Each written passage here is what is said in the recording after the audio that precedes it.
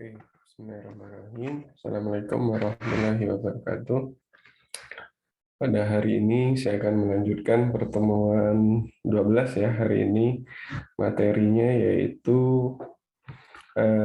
melanjutkan yang kemarin ya, sistem bakar atau expert system yang kita kenal. Nah, sistem bakar sekilas kemarin sudah saya jelaskan, sudah saya singgung jika sistem bakar itu adalah memindahkan kebakaran seseorang kepada sebuah aplikasi ya atau sebuah database yang sudah kita buat di situ.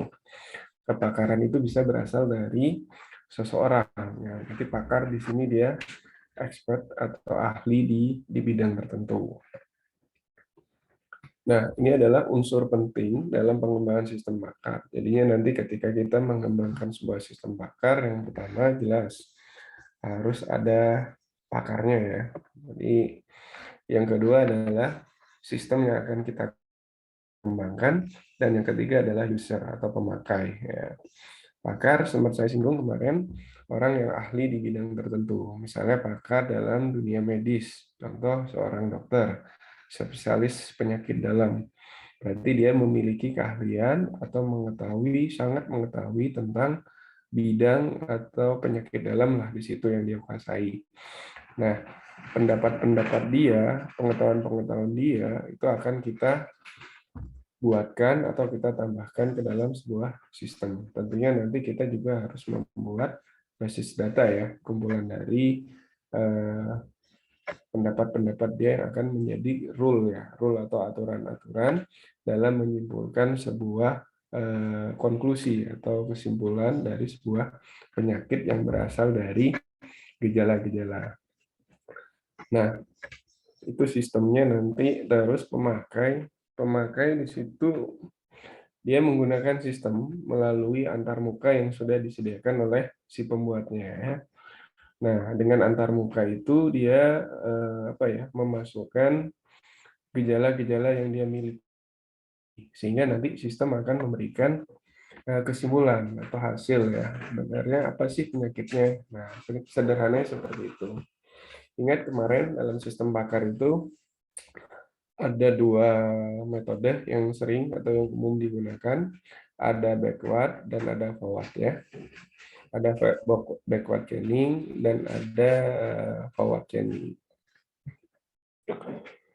Untuk yang medis tadi, jadi kan diagnosanya dulu ya, dimasukkan baru hasilnya. Berarti itu adalah forward ya. Jadi inputan dulu baru hasil. Atau ada yang backward yang mungkin kasusnya yang lain, bisa saja kesimpulannya, misalnya penyakitnya diketahui dulu, penyakitnya dari apa, baru dilihat penyebabnya apa. Misalnya kayak kemarin contoh sistem bakar kerusakan pada motor. Ya. Motornya mati, dilihat gejala ke belakangnya itu apa, misalnya penyebabnya. Apakah businya kotor? Jika iya berarti ganti busi kan.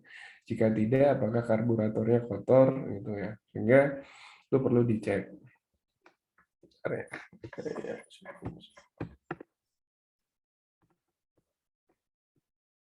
Oke, selanjutnya ini adalah struktur bagan dari sistem bakar. Ya. Pakar memberikan fakta atau aturan-aturan yang kita simpan di fasilitas akuisisi pengetahuan. Dari fakta dan aturan tadi kita buat, si pengembang membuat basis pengetahuan dan aturan dalam satu tempat atau dalam basis data ya. Jadi terdiri atas beberapa file, nantinya disimpan dalam satu tempat yaitu basis data.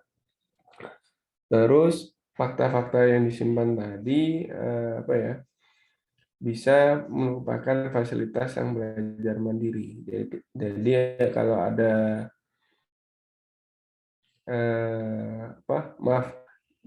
kalau ada pakar, ada fakta-fakta baru, itu bisa dimasukkan ke dalam database. Ya. Terus basis pengetahuan itu berisi fakta dan aturan ya tentunya ya. Misalnya kayak tadi faktanya jika gejala-gejala misalnya seperti demamnya sekian derajat, ada bintik-bintik merah, disimpulkan itu adalah demam berdarah, berarti itu faktanya seperti itu ya. Jadi mungkin ada juga yang lain demam sekian, terus ada pusingnya, nah itu bisa saja bukan demam berdarah, ada penyakit yang lain misalnya ya. Nah, itu dalam mekanisme inferensi atau penyimpulan nanti. Sehingga nanti ada fasilitas penjelasan sistem dari si sistem bakar. Jadi dijelaskan ini penyakitnya apa, solusinya seperti apa. Ya. Solusi yang bisa dikerjakan oleh si pengguna ya. Karena kan memberikan saran dan solusi ya, bukan hanya menyimpulkan hasil diagnosa. Terus, nah fasilitas tadi memberikan ini ya penjelasan kepada si pengguna. Nah, pengguna itu berkomunikasi dengan sistem menggunakan apa ya antarmuka. Ya, dalam antarmuka itu sebenarnya adalah yang bekerja fakta dan query atau konsultasi pertimbangan ya di situ.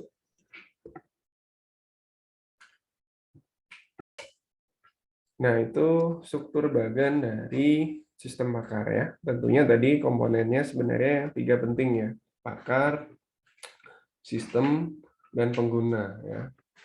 Tuh. Jadi kalau didetailkan seperti ini struktur bagiannya.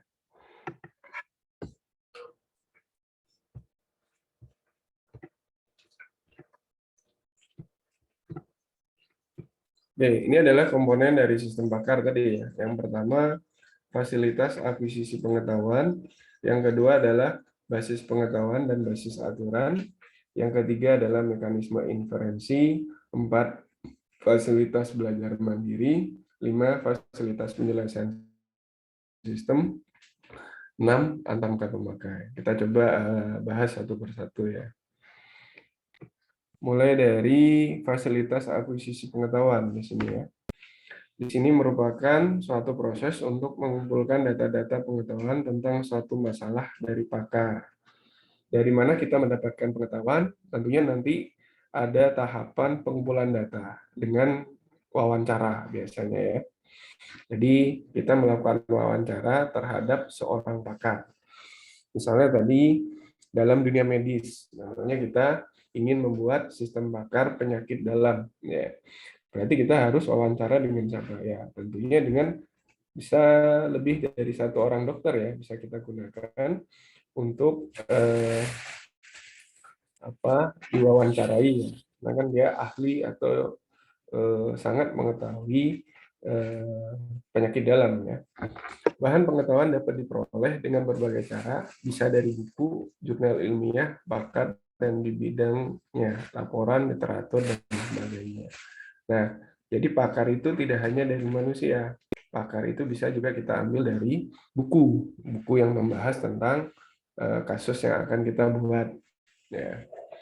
Nah, selain buku, jurnal ilmiah di sini adalah artikel atau penelitian yang sudah dipublikasi. Ya. Terus laporan, literatur lainnya ya, misalnya ada yang bentuk ya umum sih kalau di bidang penelitian itu adalah buku, jurnal tadi ya, jurnal ilmiah. Terus yang ketiga ya wawancara dengan pakarnya langsung ya. Jadi ingat ya tadi pakar tidak harus manusia, tapi bisa dari buku. Karena buku yang membuat kan manusia atau pakar.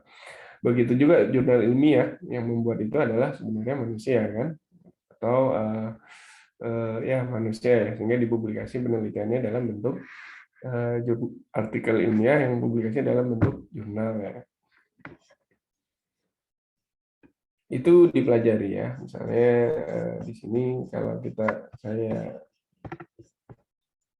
tandai, jadi selain dari jurnal ilmiah, tadi saya sudah jelaskan ya apa itu jurnal ilmiah, terus bisa saja dengan si sumbernya langsung ya, wawancara, selain wawancara ya.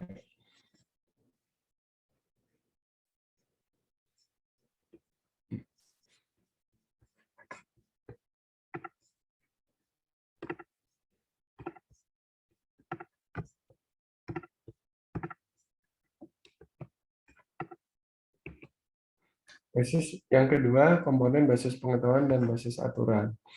Ada beberapa cara mempresentasikan data menjadi basis pengetahuan. Jadi dari data diubah menjadi basis pengetahuan, seperti dalam bentuk atribut, aturan-aturan jaringan, semantik, frame, dan logika.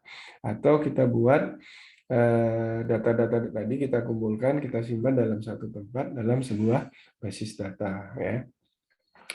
Untuk representasi data tersebut bertujuan untuk menyederhanakan data sehingga mudah dimengerti dan mengefektifkan proses pengembangan program. Jadi sebelum dibuat programnya, harus dimodelkan dulu aturan-aturan tadi. Menggunakan if then else, misalnya if bintik-bintik merah and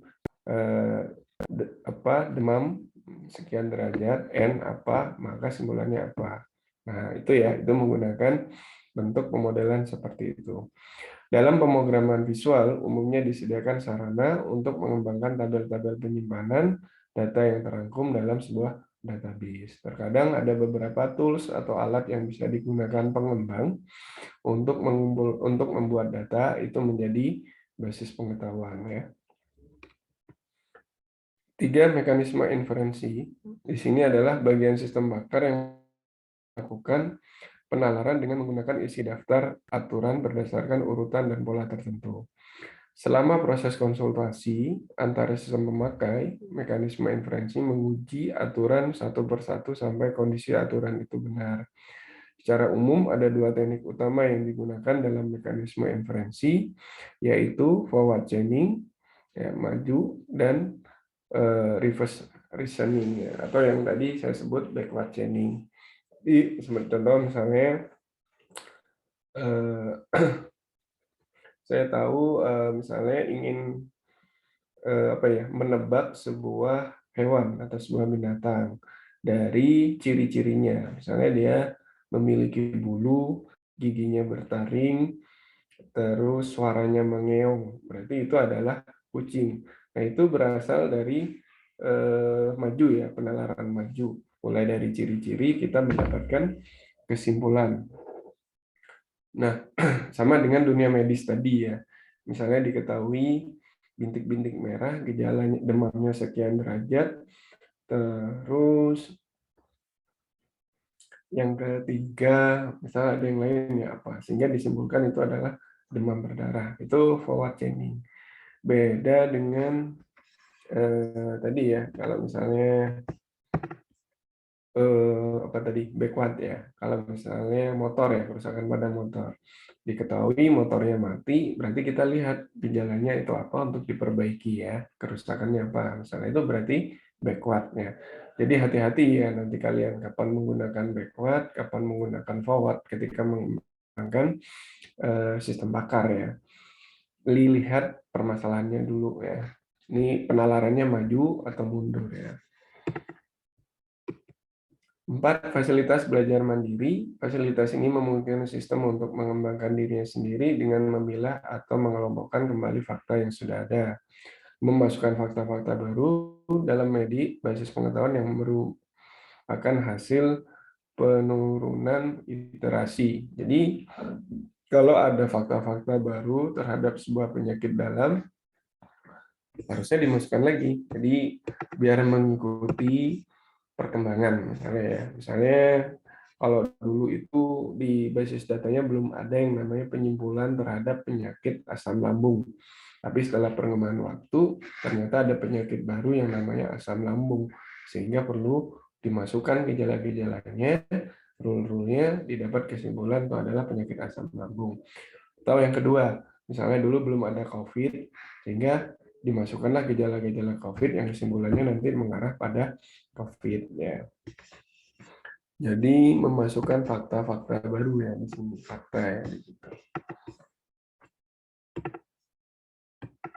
Oke, itu fasilitas untuk belajar mandiri. Jadi dinamis ya, diupdate ya, tidak basis datanya itu aja tidak berubah. Ketika ada penyakit baru, selalu kesimpulannya belum ada atau disimpulkan penyakit lain jadinya gitu ya. Nah, itu yang perlu diperhatikan ya, di dalam mengembangkan sistem bakar. 5. Fasilitas penjelasan sistem. Di sini merupakan komponen sistem bakar yang memberikan penjelasan tentang bagaimana program dijalankan.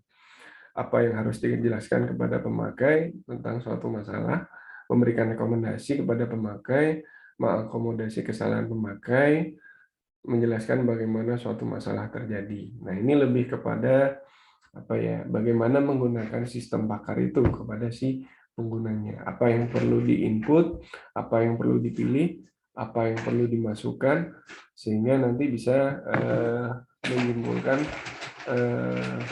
suatu penyakit itu dengan baik dan benar. Ya.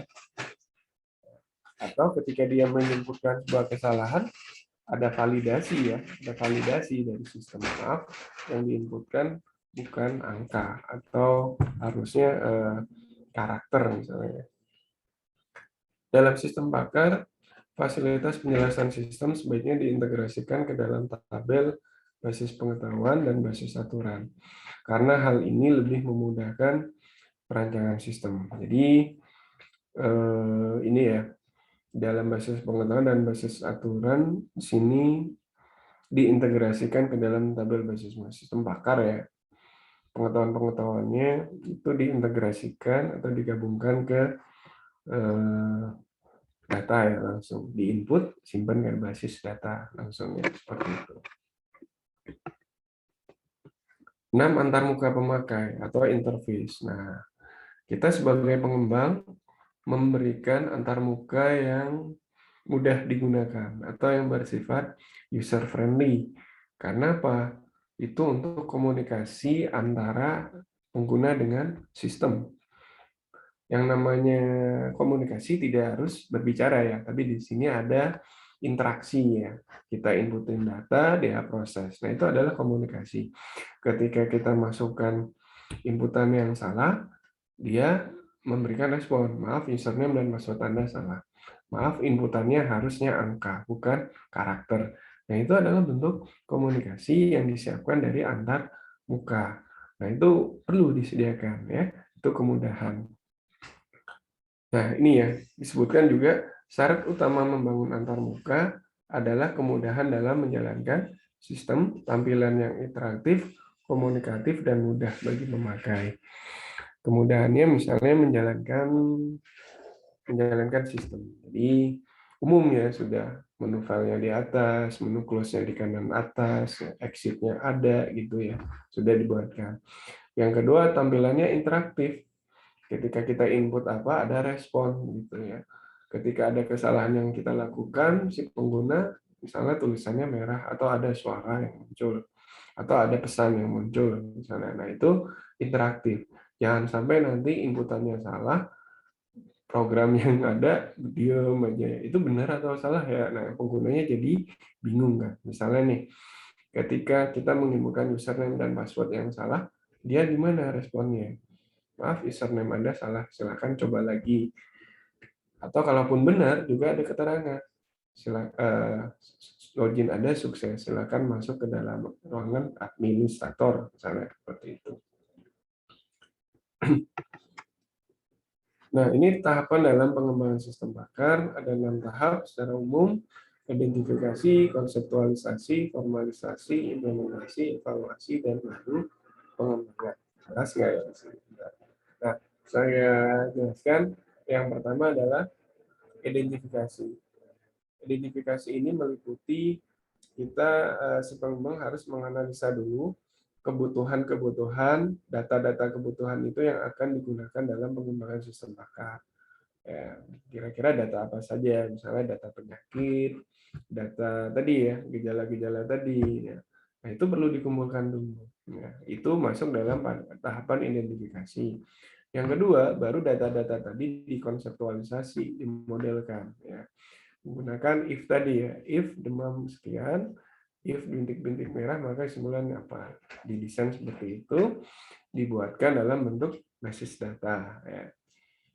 Atau ada 3 tahapan formalisasi ya. Berarti formalisasi itu ya dari desain kayak antar mukanya dibuat, basis datanya dibuat, baru masuk ke implementasi ya. Implementasi di sini biasanya berisikan sudah masuk pada tahap pembuatan ya.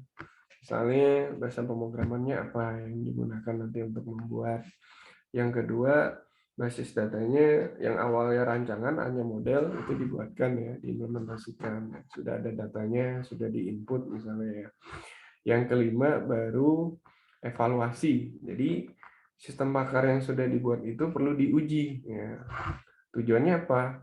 Untuk mengetahui kebenaran dari sistem yang sudah dibuat. Jangan-jangan masih ada kesalahan misalnya ya. Nah itu perlu diuji.